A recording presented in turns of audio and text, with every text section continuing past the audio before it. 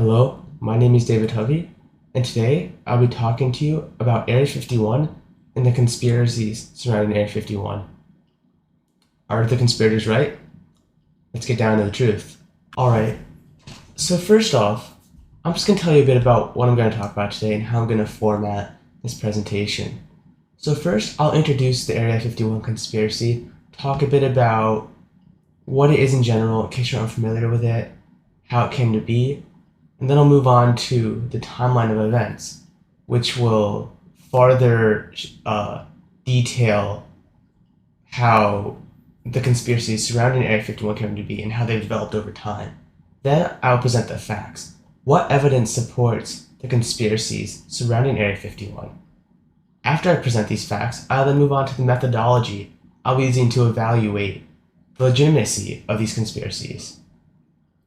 And then I'll move on to fact or fiction. Is this conspiracy plausible? What evidence is there against this conspiracy? And overall, do I find this conspiracy to be either most likely true or false? And then I'll move on to the conclusions. Just a couple closing statements that'll finalize my argument and summarize my main points. So let's get into a timeline of the events.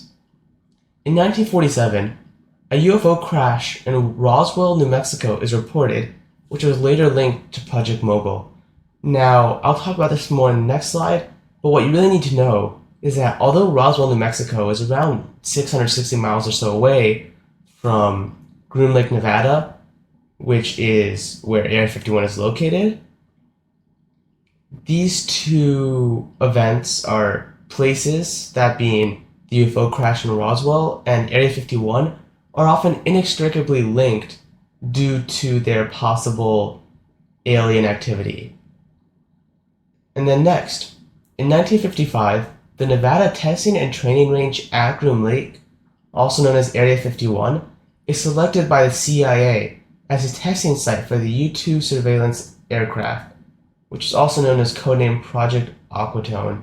Now this is significant as before this, Area 51 was primarily used as a firing range to test out different weapons for World War II. And so this is the first time that Area 51 is officially established as a military base, and of course, the U-2 surveillance aircraft is top secret information. So therefore, the government had to be very secretive about the operations happening here. Also look at the time period. This is right in the middle of the Cold War. The US government had to be extra secretive just to make sure that Russia was not even aware that they were attempting to develop surveillance aircraft. Until 1956, after the U-2 surveillance aircraft was put into commission, Area 51 develops other aircraft such as the A-12 reconnaissance plane, also known as Project Oxcart, and basically during the Cold War, Area 51 is continually used to create and test new aircrafts. And this did lead to what some perceived as UFO sightings, as everyone did not know what was going on in Area 51.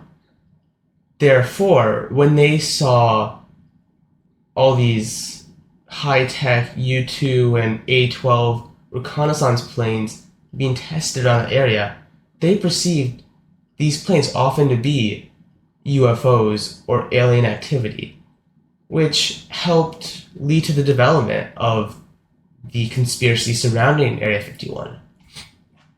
And these conspiracies really peaked in 1989 when Robert Bob Lazar claims to have been hired by the government to reverse engineer extraterrestrial technology at a base just south of Area 51.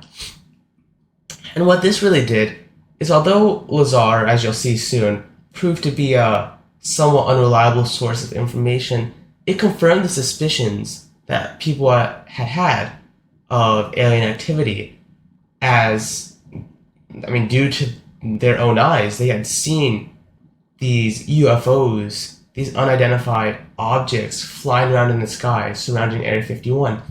So therefore, it was only logical that there might be alien technology or aliens surrounding Area 51 are being tested in Area 51. And it was not until June 25th, 2013, that the CIA released classified documents chronicling the history of the U-2 and Oxcart programs. And this disclosed the purpose of Area 51, and it actually marks the first official government acknowledgement of the facility. And so this is significant, as before this, there was just this government facility sitting in the middle of Nevada. People had seen it, but it had never been officially acknowledged by the government. The government had never explicitly stated, we're developing aircrafts in this facility. And therefore, everyone was just highly suspicious of this super secretive base that had never been mentioned in the US news or elsewhere by the government. And so it wasn't until 2013 that people were really able to, or given the resources, to put any of the pieces together. And so on June 27, 2019, this is a bit of a unrelated event to the actual conspiracies. It's kind of just more of a joke, an internet joke, but I thought it was significant enough to include. Maddie Roberts, a Bakersfield resident, devises the Storm Area 51 event after watching conspiracy theorist Bob Lazar on the Joe Rogan Experience. And this event actually ends up taking place on September 20th in 2019, although it was not at a very large scale. It was nearly 500,000 people signed up for the event online. It went completely viral. It was a huge internet sensation. Only about 1,500 showed up, and it turned into more of a alien festival slash celebration than an actual raid. Alright, so key event number 1, the Roswell UFO air crash. So what exactly happened? Well, on July 8th of 1947, the Roswell Army Airfield released a statement stating that they had recovered a flying dish that had crash landed in the town, heavily implying some extraterrestrial or alien activity. But the US Army quickly retracted the statement, claiming that the crashed object was actually a weather balloon. And in a way, while this did help relieve any suspicions of alien activity, as these weather balloons were quite high-tech and to an untrained eye, it was hard to distinguish between these air balloons and some unidentified flying objects, some alien activity. It also did seem like the government was trying to cover up what really crash landed in a way by simply claiming that this was a weather balloon. So it's really a double-sided coin here. On one hand, it helped relieve any suspicions of alien activity, but also helped strengthen them. And so the significance of this event is it is the first occurrence of possible extraterrestrial activity in the New Mexico/Nevada area. And although Roswell is a considerable 688 miles away from Area 51, as I said before, the two events are heavily linked through their perceived alien connection. So, moving on to key event number 2, Area 51 is established.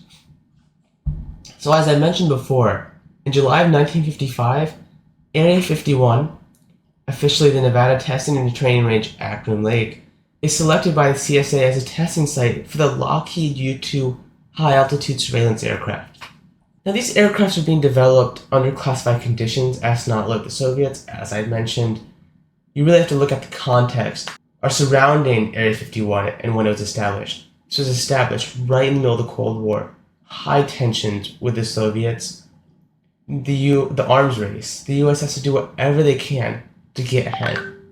And that means developing classified aircrafts. That means performing as much secret surveillance as they can. And so the US government cannot release this information to anyone because Soviet spies are all over the place. They cannot let anyone know what's going on at the space as not risk espionage or information on the U-2 and other projects being leaked. And so the significance of this really is, though, The secrecy surrounding Area 51 by the government, combined with suspicious aircraft seen flying on Area 51, it led many to suspect that the government was hiding something. And while they were hiding something, they were hiding the development of top secret surveillance aircrafts. They were not hiding alien activity, or at least they claimed they were not hiding alien activity. But this really did put the thought in many people's minds who had seen this unidentified base with these airplanes flying around that, I mean, were so high tech, they might as well have been alien technology. So they see this, and in their minds, they're thinking, are they testing out new alien technology? What's happening here? And so that's really the significance of Area 51 being established in this context of the Cold War. Alright, so next up, we're going to get into one of the key players in keeping this conspiracy theory alive and really igniting the Area 51 conspiracy theory. And I've mentioned his I've mentioned his name a couple times already. It's, of course, Bob Lazar. Now, in 1989, as I said before, he claimed to have been hired by the government to reverse engineer extraterrestrial technology. And before I get into other stuff, you may notice that I'm wearing my MIT hoodie today to record this video, and this is no coincidence. It's related to this guy, as he claims to have obtained master's degrees in both physics and electronics from MIT and Caltech. Pretty big schools, some pretty big shoes that he claims to be filling.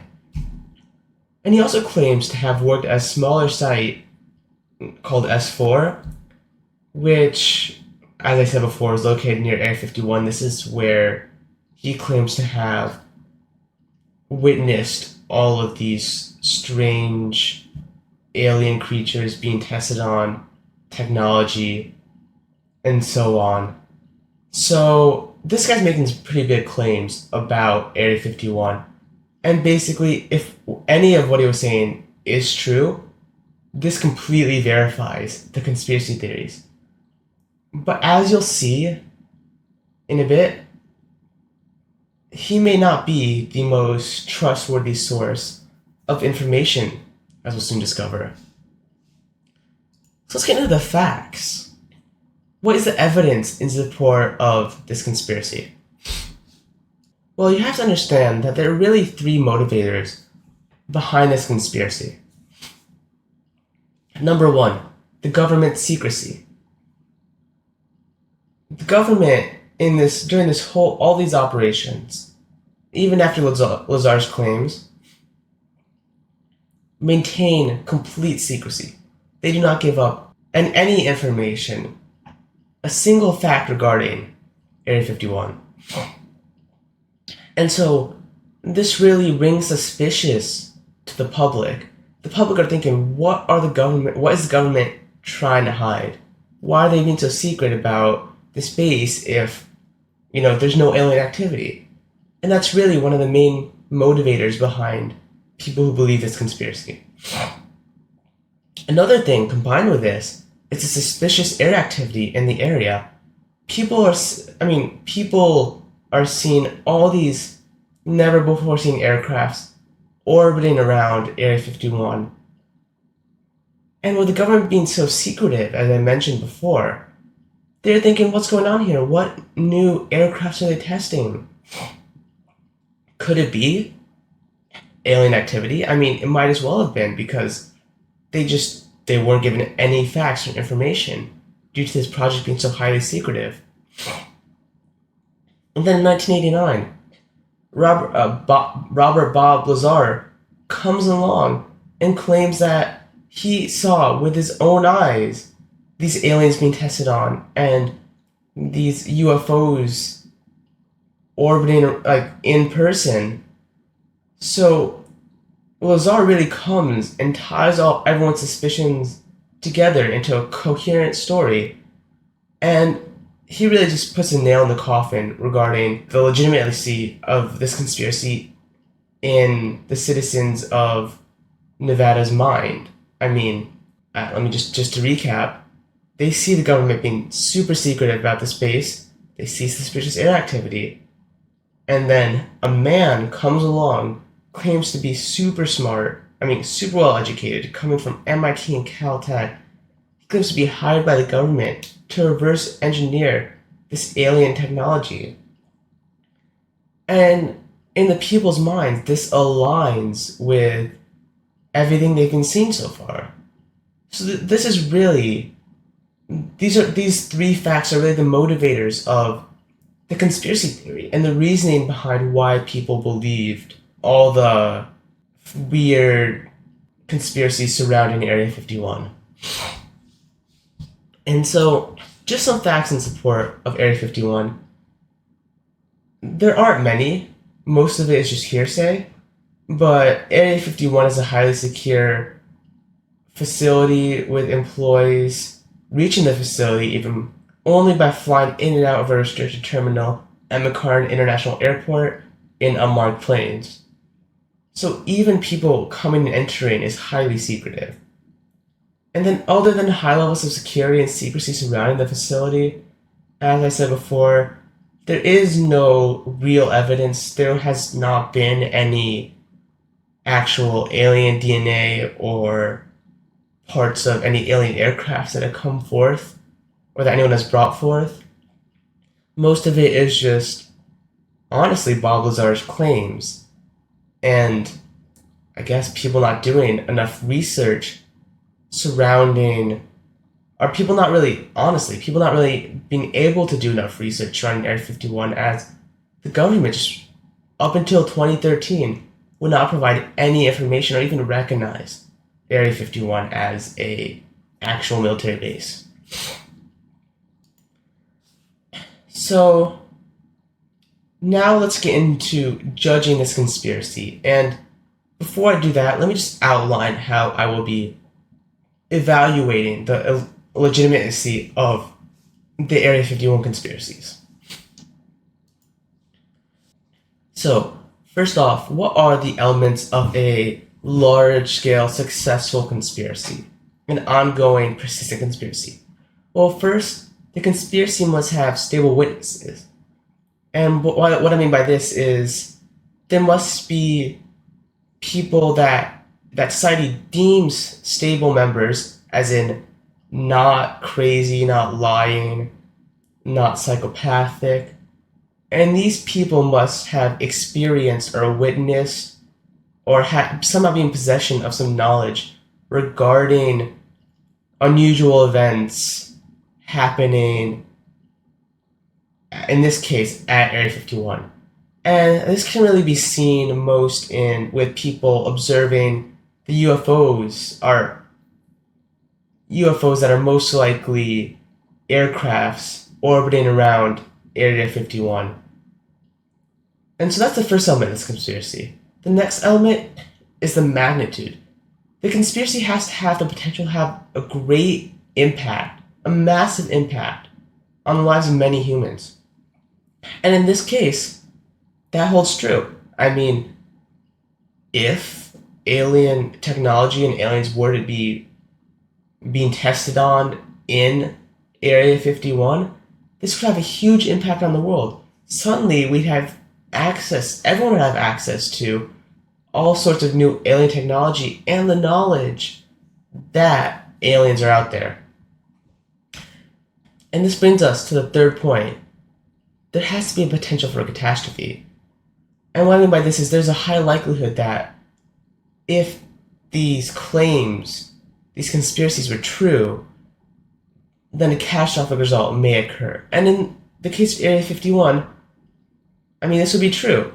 If aliens were figured out to actually have been, or to be real, to exist, and that the US and the world at this point has access to these alien technologies, this could lead to much deadlier wars with this increase in technology, and could even lead to a lot of uproar involving maybe certain religious cults or just in the general population, possibly panicking about the possibility of alien invasion, our common Abrahamic religions even right if aliens were true? I mean, the confirmation of alien existence would pose so many questions in the world that it would no doubt be catastrophic. And this brings us to the fourth element of a conspiracy: the dedicated followers. There must be people devoted to keeping this conspiracy alive. And this is more than true in the Area 51 conspiracy in this case. Robert Lazar is the main man for this, as I mentioned before. He has basically built his whole identity around Area 51. He proves to be really the main and only source of any proof or facts regarding Area 51, which admittedly are a lot of hearsay. But he goes on podcasts, he makes movies to help support the conspiracy. And this really does a lot to keep the conspiracy alive.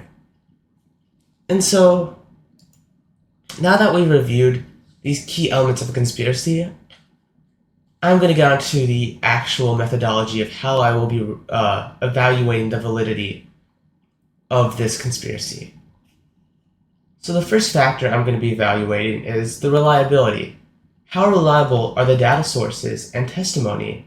You know, Robert Lazar, he's the main testimony. How reliable is he? How reliable are the witnesses that have witnessed UFO sightings? Can we really trust his information? And next up, how plausible is this conspiracy?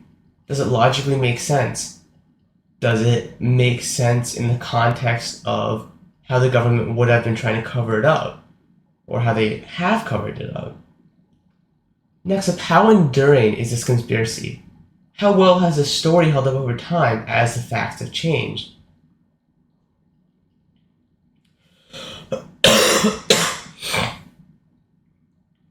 And then finally, is there a valid rebuttal?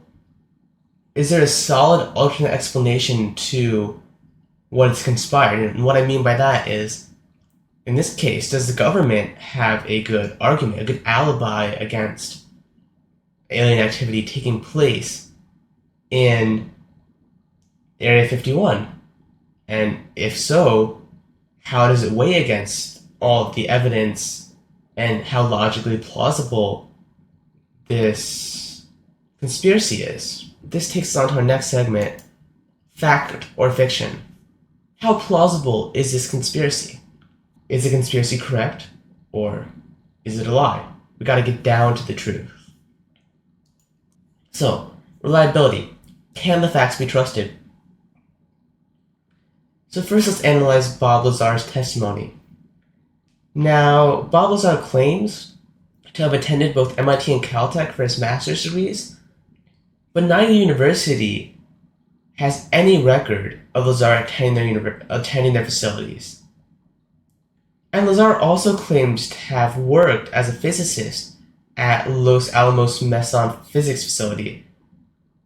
And while it's true that he did work there, and this facility does have records of his employment there, he was only actually hired as a temporary technician.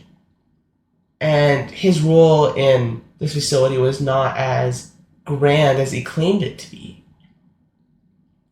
And Lazar, despite seeming to be some genius who claims to have attended all these prestigious universities and worked in all these prestigious government jobs, he actually graduated in the bottom third of his class in high school. And he only took a single science class, that being chemistry, not even physics. And Lazar has also actually been arrested on counts of pandering and trade of legal goods across state borders. So he's actually not only a liar in regards to his credentials, but a registered criminal. So Is it safe to say that Bob Lazar's testimony is likely faulty and Bob Lazar can likely not be trusted? Yes. I mean, Bob Lazar just does not have the ethos to be able to give us all this hearsay, all this information, and have us trust it, as his credentials do not match up with what he claims. And so we cannot really trust him claiming that he's seen all this alien activity and such. And so, next let's analyze the UFO eyewitness statements. So while the credibility of many who have reported the presence of mysterious aircraft is generally solid, I mean much more so than Bob Lazar, it is highly likely that witnesses mistook the high-tech, state-of-the-art surveillance aircrafts that are being developed for alien spacecrafts. Again, I've said this many times before, they did not have access to any information on what was going on in there. For all they knew, the government was testing some form of aircraft, and seeing how high-tech it was, alien aircrafts were as good a guess as any at that time. But unfortunately, fortunately for us, unfortunately for the witnesses, with declassified documents being released in 2013 regarding Area 51, this really just decredits any credibility that these witnesses had, as they simply did not have access to the correct information, and they were not, qualified to be able to judge if this was really UFO activity or simply classified aircrafts being developed. And next up, how plausible is this story?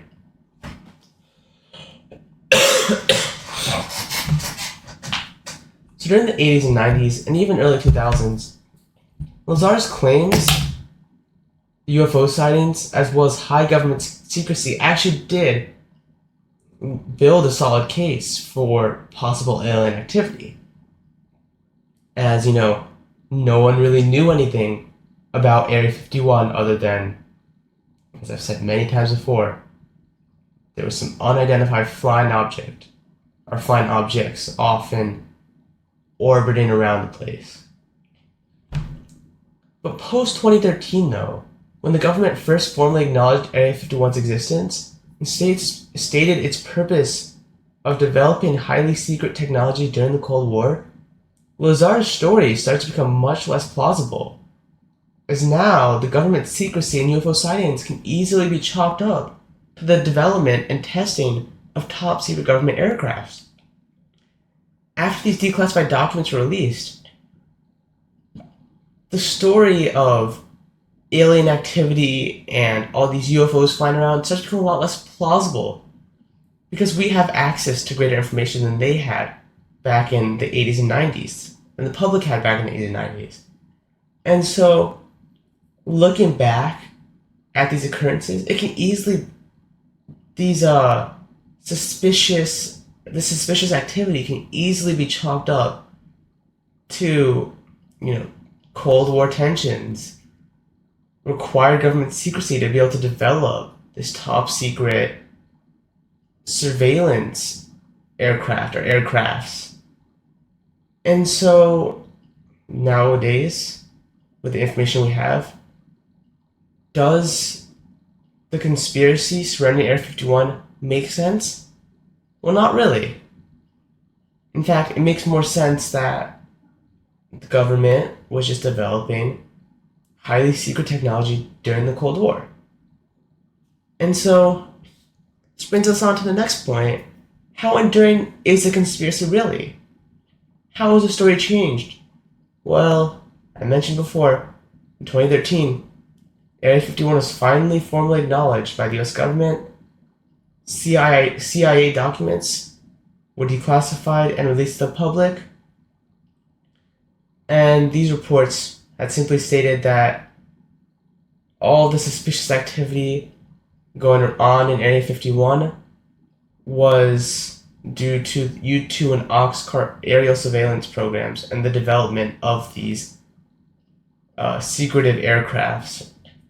And so really significantly, these newly emerged documents made no direct report of any extraterrestrial activity, nor even implicitly hinted at the possibility of alien life or alien testing.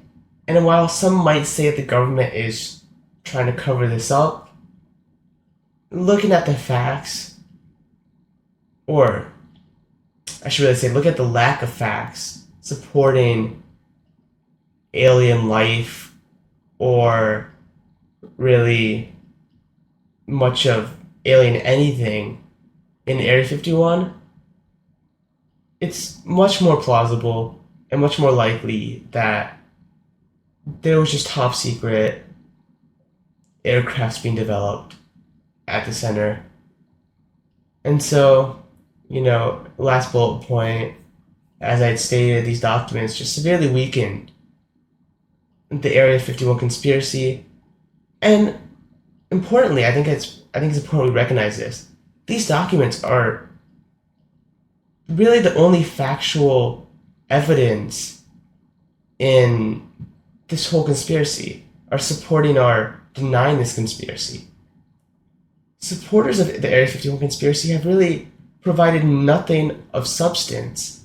And so, by the government releasing these documents, they get a huge step up on the conspirators, as they have physical proof against what the conspirators claim to be happening in Area 51. And this brings me on to my next point, somewhat relating. Is there a strong rebuttal? Is there a good alibi for the government? Does their story make sense? Is it consistent?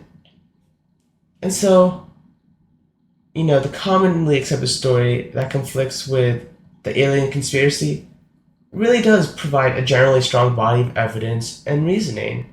There really aren't any faults, if we're being honest, in what the government claims.